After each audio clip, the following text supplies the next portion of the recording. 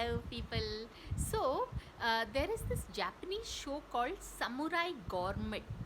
Now, no, yeah, we need to, like, when you watch a show from a different language, different country, it kind of opens your mind to how different people think differently. And the added benefit is you get to learn a language.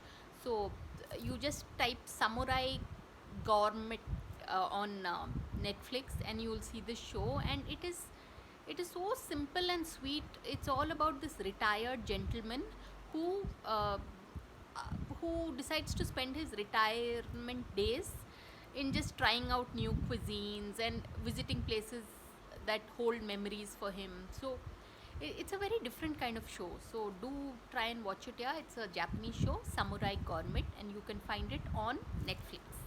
So on that note, thanks for watching and please subscribe.